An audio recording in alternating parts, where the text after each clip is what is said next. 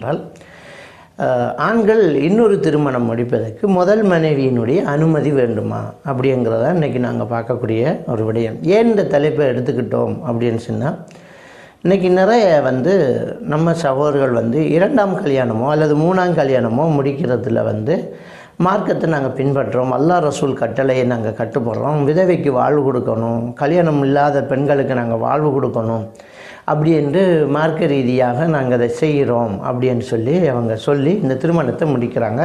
அல்லாஹ் அவங்களுக்கு அருள் செய்யட்டும். அவங்களுடைய நோக்கம் சரியாக இருந்தால் மார்க்கத்தை நாங்கள் சரிப்படுத்துகிறோம், மார்க்கத்தில் உள்ளத்தை நாங்கள் சரியாக்குறோம் அப்படிங்கிற நோக்கம் சரியாக இருந்தால் அவங்களுக்கு அல்லாஹ் அருள் செய்யட்டும். இதில் என்னென்னா, எப்போவுமே கண்டிப்பாக திருமணம் முடிக்கிறதுக்கு முதல் இருக்கக்கூடிய மனைவி என்ன செய்ய மாட்டாங்கன்னு சொன்னால் அனுமதி கொடுக்க மாட்டாங்க. அதனால் அவங்களுக்கு தெரிஞ்ச வம்பு பிரச்சனை, அதனால் ரகசியமாக நான் வச்சுக்கிறேன், நான் எங்கேயாவது தள்ளி என்கிட்ட பொருளாதார வசதி இருக்குது, என்கிட்ட நல்ல வாய்ப்புகள் இருக்குது, அல்லது நான் வெளிநாட்டில் வேலை செய்கிறேன்னா அங்கே ஒரு மனைவியை வச்சுக்கிட்டால் எனக்கு நல்ல தவறு செய்யாமல் இருக்கிறதுக்காக அது நல்லதாக இருக்கும். ஏன்னா இன்றைக்கி உணர்ச்சிகள் ஆசைகள் இருக்குது இல்லையா. நான் அடிக்கடி வெளிநாட்டுக்கு போகிறேன் அல்லது வெளிநாட்டில் வேலை வாய்ப்பில் இருக்கிறேன், அந்த வெளியூரில் நான் பிஸ்னஸ் பண்ணிகிட்டு இருக்கிறேன், அங்கேயே நிற்கிறதுனால எனக்கும் மனிதனண்ட அடிப்படையில் உணர்வுகள் வரும், நான் தப்பு செஞ்சிருவேன். அப்போ நான் ஹராத்தை செஞ்சிடக்கூடாது, விபச்சாரம் பண்ணிடக்கூடாது, அதனால் நான் இருக்கிற இடத்துல ஒரு கல்யாணத்தை பண்ணி வச்சுக்கலாமா அப்படின்னு கேட்டால் கண்டிப்பாக வச்சுக்கலாம், அதில் தப்பு கிடையாது. ஆனால் இப்போ என்ன பிரச்சனைன்னு சொன்னால், அப்படி திருமணம் முடித்து வச்சுட்டு இருக்கிறத இந்த மனைவிக்கு தெரியாமல், யாருக்குமே தெரியாமல், பிள்ளைங்களுக்கு தெரியாமல் அவங்க மன உளைச்சலுக்கு ஆளாயிடக்கூடாது அப்படின்னு தெரியாமல் வச்சுக்கலாமா அப்படின்ற ஒரு சிலர் கேள்வி கேட்குறாங்க. ஒரு சில மௌலைமார்கள் மார்க்க அறிஞர்கள் ஃபத்வா கொடுக்குறாங்க. அது பிரச்சனையே கிடையாது, எந்த நிபந்தனையும் கிடையாது. அதாவது நீங்கள் கல்யாணம் பண்ணுறதுக்கு மனைவி அனுமதி தரணுங்கிற நிபந்தனை எதுவுமே கிடையாது. இலங்கையினுடைய இஸ்லாமிய முஸ்லீம் தனியார் சட்டத்தில் முதல் மனைவிக்கிட்ட அனுமதி எடுக்கணும், ரெண்டாவதாக திருமணம் முடிக்க போகிற அந்த பெண் இருக்கக்கூடிய ஏரியாவில் உள்ள பள்ளியில் நோட்டீஸில் 3 நாள் அதை கல்யாணம் முடிக்க போகிறாங்கங்கிறத போடணும். அதுக்கு எதிரான எதிர்ப்புகள் எதுவுமே இல்லாத பட்சத்தில் அந்த திருமணம் முடிச்சுக்கலாம் அப்படிங்கிற ஒரு சட்ட பிரச்சனையும் தனியார் சட்டத்தில் இருக்கிறது.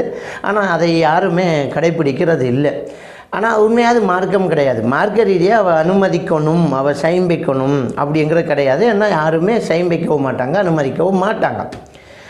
ஆனால் ஒரு விஷயத்தை நல்லா தெரிஞ்சுக்கோங்க, அவள் மனசு பாதிக்கப்படும், அவள் மனசு நொந்துரும் அப்படிங்கிறதுக்காக தெரியாமல் நம்ம திருமணம் முடிக்கிறதுனால என்னென்ன விளைவுகள் இருக்குது, எப்படிப்பட்ட பாதிப்புகள் எல்லாம் ஏற்படுது அப்படிங்கிறத நாங்கள் பார்க்கணும்.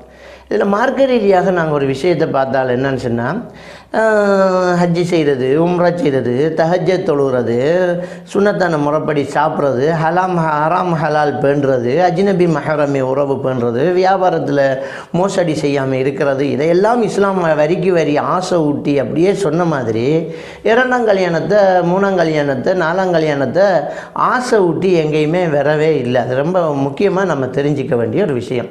திருமணம் முடிக்கிறத ஆசை ஊட்டி என்ன செய்யலை, வரலை. ஆனால் இந்த திருமணத்துக்கான சலுகை இஸ்லாமிய மார்க்கம் தெரியுது, பெண்ணுரிமை பேணுறதுக்காக வேண்டித்தான், விபச்சாரம் செய்யாமல் இருக்கிறதுக்காக வேண்டித்தான். அப்போ நமக்கு தேவை இருக்குமா இருந்தால் நாங்கள் 4-4ஆக 3-3ஆக 2-2ஆக திருமணம் முடித்து கொள்ளலாம். நீங்கள் நீதம் செலுத்துவதை பயந்தால் ஒன்றோட நிறுத்திக்கோங்க அப்படின்னு சொல்லி அல்லாஹ் தஆலா திருக்குர்ஆனில் சொல்லி காட்டுறான்.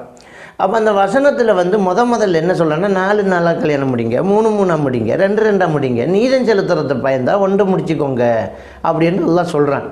அப்போ இந்த மார்க்க ரீதியாக அந்த கடும்போக்குள்ளவர்கள் என்ன சொல்கிறாங்க, இந்த குர்ஆன் வசனத்தை எடுத்து பாருங்கள், இந்த குர்ஆன் வசனத்தை பாருங்கள். முதல்ல அல்லாஹ் 4 முடிக்க சொல்கிறான், 3 முடிக்க சொல்கிறான், 2 முடிக்க சொல்கிறான், நீதம் செலுத்துறதை பயந்தால் 1 முடிக்க சொல்கிறான். இதை எங்கே மௌலைமார் பேசுகிறாங்க, இதை ஏன் செய்ய மாட்டேங்கிறீங்க, குர்ஆன் வசனத்தை ஏன் நீங்கள் ஹயாத்தாக்க மாட்டேங்கிறீங்கிறாங்க. இப்படி சொல்கிறவங்களை பார்த்தா மார்க்க ரீதியாக மற்ற விடயங்களை எல்லாம் அப்படியே ஹயாத்தாக்கின மாதிரி உங்களுக்கு தோணும். அப்படி எதுவுமே கிடையாது. ஒரு சுபஹ் தொழுகை ரொம்ப கஷ்டமாக இருந்திருக்கும், தஹஜ்ஜத் தொழுகை இல்லாமல் இருந்திருக்கும், கொடுக்கல் வாங்கல் சரியான பிழையாக இருந்திருக்கும். இந்த வாய்ப்பு இருக்கிற நல்ல விஷயத்தில் அவங்களுக்கு சாப்பிட்றது, வந்து ரசூல்லா முன்னஞ்சந்து ரொம்ப விரும்பி சாப்பிடுவாங்களாமே, ஹதீஸ் இருக்காமே அப்படின்றாங்க. தின்றது மட்டும்தான் சுன்னத்தா, மற்றதெல்லாம் செய்ய மாட்டீங்களா? அப்புறம் 2 கல்யாணம் முடிக்கிறது 3 கல்யாணம் முடிக்கிறது உங்களுக்கு மனசுக்கு நல்லா படுது, நீதம் செலுத்துறத பயந்தா ஒன்று முடிச்சுக்கோங்க அப்படின்ற ரசூல் அல்லாஹ் தஆலா திருக்குர்ஆனில் சொல்கிறானே, நீதமாக நடத்துங்கிறீங்களா? என்ன நீதம் நடக்குது அப்படிங்கிறத நாங்கள் தெளிவாக புரிஞ்சு கொள்ளணும். சஹாபாக்கள் கல்யாணம் முடிச்சிக்கிறாங்க, நபி அவங்க முடிச்சிருக்கிறாங்க. ஆனால் நீதமாக நடந்திருக்கிறாங்களே, ஒரு நாள் இந்த மனைவின்னா அடுத்த நாள் அந்த மனைவி, அந்த 2 மனைவிக்கு அந்த நாளை சரியாக என்ன செஞ்சுக்கிறாங்க, பிரித்து கொடுத்திக்கிறாங்க. அப்போ அந்த ஆசை ஊட்ட இல்லைங்கிறத நீங்கள் தெளிவாக புரிஞ்சுக்கணும். அது ஒரு சமுதாய கேடு வருமாக இருந்தால், நீங்கள் திருமணம் முடித்த மனைவியோடு உங்களால் இருக்க முடியாது, அவருக்கு ஏதாவது நோய், நீங்கள் தவறு செஞ்சிருவீங்க, அல்லது உங்களுக்கு ரொம்ப தேவைகள் அதிகமாக இருக்குது, அதுக்கு உங்கள் மனைவி தயார் இல்லை அப்படின்னா நீங்கள் பாவம் செஞ்சிடக்கூடாது, இன்னொரு கல்யாணத்தை முடிச்சுக்கோங்க. இப்படியான அல்லது உங்கள் மனைவியை உங்களுக்கு தாராளமாக அனுமதிக்கிறாங்க, அவங்க மன ரீதியாக பாதிக்கப்படலை அப்படின்னு சொன்னால் நீங்கள் திருமணம் முடிச்சுக்கோங்க. அல்ல அனுமதிக்கவே இல்லை அப்படின்னு சொன்னால் நீங்கள் பகிரங்கமாக கல்யாணம் முடிச்சுக்கோங்க. அவள் அனுமதிக்க இல்லாட்டியும் நீங்கள் திருமணம் முடிக்கிறதாருன்னா பகிரங்கமாக திருமணம் முடிச்சு கொள்ளணும். ஏன் நான் இதை சொல்கிறேன்னா, பகிரங்கமாக தான் திருமணம் முடிக்கணும், ரகசியமாலாம் வச்சிருக்கையில் அது வப்பாட்டி தான். அவன்கிட்ட யாருக்குமே தெரியாமல், பொண்டாட்டி தெரியாமல், பிள்ளைகளுக்கு தெரியாமல் நீங்கள் எங்கேயாவது ஒரு இடத்த வச்சிருக்கிறீங்கன்னு சொன்னால் என்ன செய்வீங்கன்னா, பொண்டாட்டிக்கு தெரிஞ்சிடக்கூடாதுங்கிறதுக்காக உங்களோட ஊர்க்காரனுக்கும் சொல்ல மாட்டீங்க, யாருக்குமே தெரியாமல் வச்சிருப்பீங்க. ஏன்னா அவங்களுக்கும் கண்ணு காது மூக்கு இருக்குது தானே, உங்கள் மனைவிக்கு இருக்குது, பிள்ளைகளுக்கு இருக்குது, மாமனார் இருக்குது, மச்சினமார் இருக்குது, அவங்க வந்து உறவுக்காரங்க இருக்கிறாங்க, அவங்க யாருக்கு தெரிஞ்சாலும் உங்கள் பொண்டாட்டி தெரியும். கேள்வி என்ன தெரியுமா, பொண்டாட்டி தெரியாமல் திருமணம் முடிக்கலாமா? பொண்டாட்டி தெரியாமல் முடிக்கிறேன்டா என்ன செய்யணும், இன்னும் ஒரு 30,000 பேருக்கு தெரியாமல் தான் நீங்கள் முடிக்கணும். ஏன்னா உன் பொண்டாட்டி தெரிஞ்சாக்களுக்கும் தெரியக்கூடாதே, தெரிஞ்சால் தெரிஞ்சிடுமே. அப்போ கேள்வியை ஒத்த கேள்வி கேட்பாங்க, பொண்டாட்டி தெரியாமல் முடிக்கலாமா? பதில் கொடுத்துருவாங்க ஆமாம். அப்படின்னா என்ன நடக்க போகுது தெரியுமா, பப்பாட்டியாக வச்சிருக்க போகிறீங்க. இதை என்ன லைசன் எடுத்த விபச்சாரமாக இருக்குதே, எப்படி தெரியாமல் நீங்கள் முடிக்க முடியும்? ஏன்னா நபிகள் நாயகம் ஸல்லல்லாஹு அலைஹி வஸல்லம் அஅலினு நிக்காஹ், திருமணத்தை பகிரங்கப்படுத்துங்கன்னு தான் சொன்னாங்க. ஆனால் நாம் எப்படி ரகசியமாக முடிச்சுக்கிறது? இதில் உள்ள மார்க்க சட்டம் என்ன? ஏன்னா மார்க்க ரீதியாக இந்த பத்துவா கொடுக்குறவங்க ஒரு ஹதீஸை படித்தோன்னா ஓடி வந்து பத்துவா கொடுத்துக்கிறாங்க. என்ன பத்துவா அப்படின்னு சொன்னால், எங்கேயாவது ஹதீஸில் எங்கேயாவது குர்ஆனில் பொண்டாட்டிக்கு தெரியணும் அப்படின்ட்டு இருக்குதா? இல்லை சரி, இதை பத்துவா கொடுக்குறாங்களே தவிர டீப்பாக யோசிக்க மாட்டேங்கிறாங்க. மார்க்கத்தில் ஒரு முக்கியமான ஒரு விஷயம்தான் அனந்தர சொத்து பங்கீடு. இப்போ நான் மௌத்தானா என்கிட்ட 1000 ரூபாய் இருந்தால் கூட சரியாக பங்கு வைக்கணும். யாருமே அந்த சொத்து இல்லாமல் இன்னொரு கல்யாணம் பண்ணுறதில்லை. இருக்கும், 1 லட்ச ரூபா கூட இருக்கலாமே, அந்த 1 லட்ச ரூபா பங்கு வைக்கணுமா இல்லையா? அந்த பங்கு வைக்கிறதுல நீதம் நடக்கலாட்டி, அதுக்கு வழிவகுக்கலாட்டி நம்ம நரகத்துக்கு போக வேண்டி ஏற்படுமே. அப்போ இன்றைக்கி நீங்கள் யாருக்கும் தெரியாமல் ஒரு கல்யாணம் முடிச்சிட்டிங்கன்னு சொன்னால், நீங்கள் மௌத்தா போனதுக்கு போகிறப்போ திடீரென்று அவள் வந்து சொத்தில் பங்கு தாங்க 3 பிள்ளையோட வந்து ஒரு பொம்பளை வந்து நிற்கிறான்னு சொன்னால், பிளான் பண்ணி வந்திருக்கிறா, என்ன எவிடன்ஸ் இருக்குது, என்ன ஆதாரம் இருக்குது அப்படின்னு அவளை விரட்டி நடு ரோட்டுக்கு விட்டுருவாங்க. இப்படி ஏகப்பட்ட சொத்துக்கள் பிரச்சனையில் பாதிக்கப்பட்ட 2ஆம் தாரங்களும் பிள்ளைகளும் வந்து இன்றைக்கி இருக்குது. அப்போ இன்றைக்கி ஒதுக்கப்படுறதுக்கு காரணம் என்னென்னா, யாருக்குமே தெரியாமல் நீங்கள் வப்பாட்டியாக வச்சுட்டு இருந்ததுனால. அதுக்கு வப்பாட்டி என்ற வார்த்தை தான் சொல்லணும். நீங்கள் கல்யாணம் முடிக்கணுமா சொல்லுங்கள், பொண்டாட்டிட்டு நான் கல்யாணம் முடிச்சிக்கேன்னு சொல்லுங்கள். முடிக்கிறதுக்கு முன்னாடி சொல்லலாட்டி முடிச்சுட்டு வந்து டம்முன்னு நில்லுங்க, நான் கல்யாணம் முடிச்சிக்கேன், இப்போ என்ன இப்போ அப்போ என்னுடைய சொத்துக்கள் அங்கேயும் பங்கு இருக்குது அப்படின்ட்டு. அதுக்கு பிறகு அவள் அழுவா வடிப்பா, உங்களுக்கு தாங்க முடியுமா இருந்தால் செய்யுங்க, நான் என்ன பண்ண முடியும்? அப்போ வந்து எல்லாருடைய மன வலிமையும் அப்படி இருக்காது. உங்களுக்கு தேவை தான் இருந்தால் கல்யாணம் முடிச்சுட்டு போங்க. ஆனால் தேவையில்லாமல் நம்ம கல்யாணம் முடிச்சுக்கிட்டு நிறைய பேர் என்ன செய்கிறாங்கன்னா, தேவையில்லாத பிரச்சனைகளை தலையில் அள்ளி கொட்டிக்கிறத நாங்கள் பார்க்கலாம். சரி, அப்போ கண்டிப்பாக திருமணம் முடிக்கிறதா இருந்தால் மனைவி கிட்ட தெரியப்படுத்தணும். மனைவி, ஊர், அந்த மக்கள், உங்கள் பிள்ளைகள் எல்லாருக்குமே தெரியப்படுத்தணும். தெரியப்படுத்தினா தான் இந்த சொத்து பங்கீடு சரியாக நடக்கும். இல்லைன்னா ரகசியமாக இருந்தோன்னே நீங்கள் மௌத்தா படத்து போகிறவு பெரிய ஒரு மோசடி நடக்கும், அல்லாஹ்கிட்ட பதில் சொல்ல வேண்டி ஏற்படும். அப்போ இது வந்து குர்ஆனில் சொன்ன விஷயமா இல்லையா? நீங்கள் நீதம் செலுத்துறத பயந்தா ஒன்றோட நிப்பாட்டிக்கோங்கண்டு. யார் வந்து நான் பொண்டாட்டிக்கு தெரியாமல் கல்யாணம் முடிக்க போகிறேன்டா என்று சொல்கிறானோ அவன் நீதம் செலுத்துறதுக்கு பயப்படுறான்னு அர்த்தம். நீதம் செலுத்துறதுக்கு பயப்படுறான்னு சொன்னால் அவன் ஒன்றோடு நிற்கணும்னு குர்ஆன் சொல்லுது. இப்போ புரிஞ்சுட்டு தான் நேரடியாக குர்ஆன் ஆதாரம் என்ன, நீதம் செலுத்துறதுக்கு பயந்தா ஒன்றை முடிச்சுக்கோங்க அப்படின்னு அல்லாஹ் தஆலா சொல்கிறான்ல. பொண்டாட்டி தெரியாமல் முடிக்க போகிறேன், யாருக்கும் தெரியாமல் முடிக்க போகிறேன், ரகசியமாக வச்சுக்க போகிறேன் அப்படின்னு சொன்னால் அவர் நீதம் செலுத்த பயப்படுறார். இன்றைக்கி வெளிநாட்டில் வேலை பார்க்குறவங்க, வெளிநாட்டில் இருக்கிறவங்க என்ன செய்கிறாங்கன்னு சொன்னால், இங்கே பொண்டாட்டி தெரியாமல் அங்கே ஒன்று செட்டப் பண்ணி வச்சுக்கிறாங்க. கேட்டால் நான் அங்கே வந்து கலாச்சார மினிஸ்ட்ரியில் போய், எம்பசியில் போய் அந்த அவங்க டெலிஃபோன் மூலமாக சொல்லி நாங்கள் ரிஜிஸ்டர் பண்ணிக்கோ, இன்றைக்கி பேப்பரு கல்யாணம் பண்ணிட்டோம் அப்படின்னு பேப்பரை காட்டுறாங்க. பேப்பரை காட்டி வெளிநாட்டிலே ரகசியம் வச்சுக்காங்க. அங்கே நம்ம நாட்டுக்காரன் போனால் ரூமுக்கு கூட்டிக்கு போக மாட்டேங்கிறான். ஏன்னா அங்கே போனால் பெண்கள் பயன்படுத்துகிற திங்ஸ் அங்கே இருக்குதே, என்னடா ஸ்லைட் ஒன்று இருக்குது, என்னடா ஸ்லீப்பர் ஒன்று இருக்குது, லேடி ஸ்லீப்பர்ன்றவானே. அப்போ அதை காட்டிக்கிறதுக்காக வேண்டி ரூமுக்கே கூட்டிகிட்டு போகிறாங்கல்ல. ஃப்ரெண்டை கண்டா அப்படியே கூட்டிகிட்டு போய் ஹோட்டலில் வச்சு டீயை கொடுத்துட்டு அனுப்பிட்டு பாய் வந்துட்டு வந்துக்கிட்டே இருக்கிறான். அப்போ இப்படி எவ்வளோ பேர் வந்து வாழ்ந்துட்டு இருக்கிறாங்க. அது வப்பாட்டி இல்லையாம்மா, லைசன் எடுத்த வப்பாட்டி இல்லையா அது? அப்போ அவளுக்கு குழந்தை பிறந்தா நீ வெளிநாட்டிலேருந்து வரும்போது விட்டுட்டு தானே வர போகிற நீ. அப்போ இந்த ஷியாக்காரன் செய்கிற முத்துவா மாதிரி இல்லையா அது? பகிரங்கப்படுத்தி செய்யணும். சரி, அப்போ நீதம் செலுத்துறத பயந்தால் நம்ம ஒன்று முடிக்கணுமெண்டா அதோட நின்றுவணும். இல்லை உங்களுக்கு தேவையா பகிரங்கமாக செய்யுங்க, ரைட். அதை கூட நீங்கள் எப்படி செய்கிறீங்க? நிறைய பேர் இன்றைக்கி வெளிநாட்டில் வந்து கல்யாணத்தை முடிச்சு அல்லது வெளியூரில் கல்யாணத்தை முடிச்சுட்டு என்ன செய்கிறாங்கன்னு சொன்னால், நான் தைரியமாக சொல்லிட்டேன் அப்படின்னு சொல்லிட்டாங்க.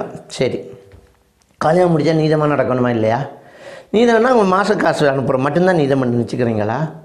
அவங்களுக்குரிய ஹக்கை நிறைவேற்றணும். அடுத்த வந்து உங்கள் மனைவிக்குரிய நாளை வந்து நீங்கள் சரியாக பிரித்து கொள்ளணும். எனக்கு நிறைய பெண்கள் கண்ணீரும் கையுமா நிற்கிறாங்க. எனக்கு புருஷன் வந்து இன்னொரு கல்யாணம் பண்ணிட்டாரு, அழுதன் தீர்த்தன் வேதனைப்பட்டேன் நொந்து போனேன், சரி மனசாட்சி இல்லாமல் செஞ்சுட்டாரு இந்த கொம்புரா அழுவுரா. சரி, இப்போ கல்யாணம் முடிச்சது பிறகு என்னையும் சேர்த்து வச்சிருக்க சொல்லுங்களேன் அப்படின்னு நிறைய பேர் வந்து நிற்கிறாங்க இங்கே. அப்போ என்னை சேர்த்து வச்சுடுங்க, எனக்கும் ஒரு நாளை ஒதுக்க சொல்லுங்க, ஏன் அங்கேயே இருக்கிறாரு அப்படின்னு நிறைய பேர் வந்து சொல்கிறாங்க. அல்லது ரெண்டாவது கல்யாணத்தை முடிச்சுட்டு முதல் மனைவிக்கிட்டேயே ஒட்டிட்டு இருக்கிறது, அது எப்போ வாச்சும் போயிட்டு வர்றதுக்கு அவன் வந்து அழுகுறான். எனக்கு கல்யாணம் முடித்தார், என்கிட்ட வாக்கெல்லாம் தந்தார், இப்போ என்கிட்ட வர்றதே இல்லை, நான் களவில் வந்து போகிறாரு, நான் வேஷையா அப்படின்ட்டு இவ வந்து அழுகுறான். அப்போ திருமணம் முடித்தா முதல் மனைவிக்கும் துரோகம் செய்யாதீங்க, ரெண்டாவது மனைவிக்கும் துரோகம் செய்யாதீங்க, நேராக சரியாக செய்யுங்க. இன்றைக்கி நிறைய பேர் வெளிநாட்டில் கல்யாணத்தை முடிச்சுட்டு என்ன செய்கிறாங்கன்னு சொன்னால் அங்கேயே இருக்கிறாங்க. ரசிலா அங்கே தானே இருக்கிறாங்க. இருந்தால் இவங்க வந்து சொல்கிறாங்க, 2 வருஷத்துக்கு ஒரு தடவை ஒரு மாதம் வருவார்ல, அதை கூட இப்போ கம்மி பண்ணிட்டார், குறைச்சிட்டார். இந்த வருஷம் விரலடி அப்படிங்கிறார், இந்த வருஷம் விரல்ல அப்படிங்கிறார். முதல்ல 6 மாதத்துக்கு ஒருக்கா வந்தவர் அல்லது வருஷத்துக்கு ஒருக்கா வந்தவர் இப்போ அதுவும் இல்லாமல் இருக்குது. அங்கே இருக்கக்கூடிய ஃப்ரீ கம்பெனி கொடுக்குற அந்த லீவுக்கு அந்த பொண்டாட்டியை கூட்டிட்டு அங்கேருந்து இன்னொரு நாட்டுக்கு ட்ரிப் போகிறாங்க. அப்போ இப்படியெல்லாம் செய்யும்போது இவன் என்ன மனசாட்சி சதை இல்லையா? அவளுக்கு மனசாட்சி இல்லையா? மனுஷன் இல்லையாவ? வேதனைப்பட மாட்டாவா?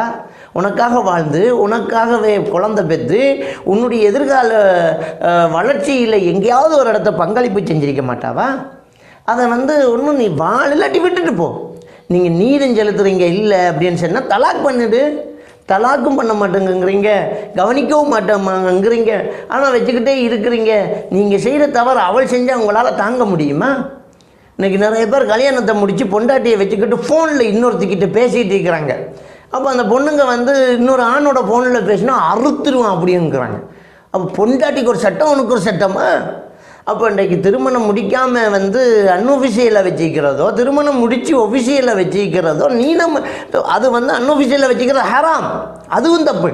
திருமணம் முடிச்சுக்கிட்டு வந்து இங்கே நீதம் செலுத்தாமல் இருக்கிறது, உதச்சி தள்ளி விடுறது, முதல் மனைவியோ ரெண்டாவது மனைவியோ உதாசீனப்படுத்துறங்கிறது எவ்வளோ பெரிய ஒரு மோசடி. இது செய்யலாமா? அனுமதி தானா? அல்லாஹ்வை பயந்து கொள்ள, நம்மளை மேலே அல்லாஹ் ஒருத்தன் இருக்கிறானே. இன்றைக்கி வந்து நிறைய பேர் அப்படியே வளர்ச்சி கண்டு வசதியை கண்டு உடனே ஒரு கல்யாணத்துக்கு போய் ஒருத்தியை அவமானப்படுத்தி ஒருத்தனை வேதனைப்படுத்தி அவள் மனசு அப்படியே நுறுக்கி சுக்கு நூறாக்குறோமே. அல்லாஹ் தண்டிக்க நினைச்சான்னா நம்ம நிலையை தலைகீழாக புரட்டுறதுக்கு எவ்வளவு நேரமாகும்? அவளுடைய கண்ணீர், அவளுடைய சாபம் நம்மளை சாடுறதுக்கு எவ்வளவு நேரமாகும்? சிந்திச்சு பாருங்கள். அநீதி செய்யப்பட்டவனின் பிரார்த்தனையை பயந்து கொள்ளுங்கிற ரசூலுல்லாஹ் சொன்னாங்களா இல்லையா? இது அநீதி தானே, எப்படி அது நீதியாக இருக்க முடியும்? ஒரு நாள் இங்கன்னா அங்கே அடுத்த நாள் இருக்கணும். நீ வெளிநாட்டில் இருக்கிற இந்த மனைவியும் கொண்டு போய் வச்சுக்கோ, 2 வீடு எடுத்துக்கோ, இங்கே ஒரு நாள் அங்கே ஒரு நாள், இங்கே ஒரு நாள் அங்கே ஒரு நாள் இரு, அல்லது இங்கே ஒரு மாதம் அங்கே ஒரு மாதம் இரு. அதுக்கு அவள் சொல்கிறா, அந்த பொண்டாட்டி சொல்கிறா, எனக்கு அப்படியும் வேணாங்க, வருஷம் பாரா அந்த ஒரு மாதமாவது என்னோட வந்திருக்க சொல்லுங்க. சரி, அங்கே ஒரு நாள் இங்கே ஒரு நாள் வர முடியாது, வெளிநாட்டில் வேலை பண்ணுற நீ, அப்போ ஒரு நாளுக்கு ஃபோன்லையாவது எனக்கு ஒதுக்கப்படாதா? இவ்வளோ ஒரு வேதனையோடு அவள் கேட்குறா பாருங்கள். நீதம் செலுத்துறதுல உடலால் நீ அங்கே இருக்கணும், அவளுக்கு என்ன ஆசைகளை நீ நிறைவேற்றி வைக்கணும், இதுதான் இஸ்லாம். அவள் அனுமதிக்கிறா, பரவாயில்ல நீ வெளிநாட்டில் இருந்ததுனால அவளோட இரு. ஃபோன் பண்ணக்கூடாதா? எனக்கு நான் ஃபோன் பண்ண தூக்கக்கூடாதா? பிஸி ஃபோன் பண்ணோம், நான் பிஸியாக இருக்கிறேன், கடையில் இருக்கிறேன், வேலையாக இருக்கிறேன்ட்டு. அப்போ இங்கே ஒரு பொண்டாட்டியோட நீ இருக்கிற, அவளோட தூங்குற, அவளோட ஷாப்பிங் போகிற, அவளோட வாழ்கிற, அவளோடையே இருக்கிற, அவளோடைய கடை செய்கிற, அவளோடைய தொழில் செய்கிற. அந்த பொண்டாட்டி ஃபோன் பண்ணோன்னா அவனுக்கு பிஸி, பேச முடியல. ஒரு நாள் 2 நாள் 3 நாள், வாரத்தில் ஒரு தடவை, மாதத்தில் ஒரு தடவை பேசுகிறோம். அதுவும் சட்டன்னு உரைக்கிற மாதிரி 2 வார்த்தையை பேசிட்டு பிள்ளையை கவனிச்சியா, காசு கொடுத்தியா, என்னடி கணக்கு, அப்படி இப்படின்னு சொல்லிட்டு கொடுத்துட்டாங்க. இன்னமும் இங்கே ஒரு ஃபேக்டரி வச்சு அதுக்கு ஒரு பிஏ வச்ச மாதிரி உன் பொண்டாட்டியை வச்சுட்டு நீ அங்கே போய் வாழ்ந்துக்கிட்டு காசு அனுப்பிட்டிருக்கிறேன். உன் பிள்ளைகளை வளர்க்குறதுக்கு நீ காசு அனுப்பணும், உன்னுடைய வீட்டு வேலை, கரண்ட் பில்லு, தண்ணி பில் எல்லாம் அவள் கட்டணும், இந்த குடும்ப ரீதியாக வரக்கூடிய பிரச்சனைகளுக்கு எல்லாம் அவள் முகம் கொடுக்கணும், உன்னுடைய மானத்தை பாதுகாக்கணும், உனக்காக அவள் உடம்பு அவள் பாதுகாக்கணும். ஆனால் உனக்கு இங்கே ஒரு பொண்டாட்டி அதோட ஃபுல்லாக வாழ்ந்துட்டு இருக்கிற, அதுக்கிட்ட போக மாட்டேங்கிறீங்க, பேச மாட்டேங்கிறீங்க. அல்லாவை பயந்து கொள்ளணும். அல்லாவுடைய சாபம் பெறாதா? அல்லாஹ் சபிச்சிட்டான்னு சொன்னால், அந்த சாபம் பழிச்சிட்டான்னு சொன்னால் எவ்வளோ பெரிய விபரீதம் ஏற்படும்ங்கிறத தெரிஞ்சு கொள்ளணுமா இல்லையா? எனவே அன்புக்குரிய சகோதரர்களே, இந்த திருமணம் முடிக்கிற விஷயத்தில் இஸ்லாம் ஆசை ஊட்டலாம் உங்களுக்கு தேவை இருந்தால் முடிச்சுக்கோங்க, அதில் எந்த பிரச்சனையே கிடையாது. முடிக்கிறதா இருந்தால் ரகசியமாக முடித்து எழுத்தில் வச்சாலும் அது விபச்சாரம்தான். அதை நீங்கள் தெளிவாக செஞ்சுக்கோங்க, பகிரங்கப்படுத்துங்க. ஏன்னா சொத்து பிரச்சனை இருக்குது, பகிரங்கப்படுத்துறதுக்கு பயந்தால் நீங்கள் நீதம் செலுத்துறதுக்கு பயப்படுறீங்க. அப்படியே நீங்கள் கல்யாணம் முடித்தா நீதம் செலுத்துக்குங்க. எல்லா மனைவிமார்களுக்கும் நீதமாக நடந்து கொள்ளுங்க. நபிகள் நாயகம் ஸல்லல்லாஹு அலைஹி வஸல்லம் அவர்கள் மரண சக்கராத்துடைய நிலையில் இருக்கும்போது அந்த மனைவிமார்கள்ட்ட கேட்பாங்க, ஐன அன கதன், நாளைக்கு நான் எந்த வீட்டில், நாளைக்கு நான் அந்த நோயாக இருக்கும்போதே அவங்களால் தாம்பத்தியமெல்லாம் ஈடுபட முடியாது. ஆனால் அந்த மனைவிக்குரிய ஹக்கு அந்த வீட்டிலே போய் நிறைவேற்றினா அங்கே போய் இருக்கணும். அப்படி எதிர்பார்க்குறாங்களே, நான் நாளைக்கு எங்கம்மான்னு கேட்குறாங்க. அப்போ மனைவிமார்கள் புரிஞ்சுக்கிட்டாங்க. ரசூலுல்லாஹ் ஆயிஷா நாய் வீட்டிலேயே மொத்தமாக அந்த நோயுடைய நிலையை கழிக்கிறதுக்கு ஆசைப்பட்றாங்கங்கிறத மற்ற மனைவிமார்கள் புரிஞ்சுக்கிட்டு அவங்களா முன் வந்து, நீங்கள் ஆயிஷா நாய் வீட்டிலேயே நீங்கள் ரெகுலராக அங்கேயே தங்கிடுங்க, உங்களால் முடியாது, நாங்கள் பார்த்துட்டு போகிறோம் அப்படிங்கிறத ரசூலுல்லாஹ் மௌனமாக ஏற்றுக்கொள்கிறாங்க. கடைசி காலம் ஆயிஷா நாயுடைய வீட்டில் அந்த ஒரு வாரம் இருந்ததாக அதீதுகளை நாங்கள் பார்க்குறோம். அப்போ மரணிக்கக்கூடிய அந்த சக்கராத்துடைய நிலையிலேயே நீதி தவறுந்துடக்கூடாது, நம்ம நீதமாக நடக்கணும். ஒவ்வொரு மனைவி வீட்டிலையும் நம்ம ஒரு நாள் தங்கணும், நோயாக இருந்தாலும் கால்கள் இழுபட நம்மளை கொண்டு போயாச்சு அங்கே வைக்கணும் என்று எதிர்பார்த்த நபி அவர்களை பின்பற்றோம், சுன்னாவை ஹயாத்தாக்குறோம் என்று 2 கல்யாணம் 3 கல்யாணம் முடிக்கிறவங்க இந்த விடயத்தில் அல்லாஹ் பயந்து கொள்ள வேண்டும், நீதமாக நடந்து கொள்ள வேண்டும், அநீதிவிக்கப்பட்டவனுடைய பிரார்த்தனையை பயந்து கொள்ள வேண்டும் என்று சொல்லி விடைபெற்றுக் கொள்கிறேன். இன்ஷா அல்லாஹ் என்னுடைய இந்த பக்கத்தை நீங்கள் சப்ஸ்கிரைப் பண்ணலாட்டி சப்ஸ்கிரைப் பண்ணுங்கள், அடுத்தவங்களுக்கு இதை ஷேர் பண்ணுங்கள், லைக் பண்ணுங்கள், கமெண்ட் பண்ணுங்கள், உங்களுடைய கருத்துக்களை கீழே உள்ள நம்பரில் எழுதுங்க, அந்த கருத்துக்கள் ஏற்றுக்கொள்ளப்படும். அஸ்ஸலாமு அலைக்கும் வரஹ்மத்துல்லாஹி வபரகாத்துஹு.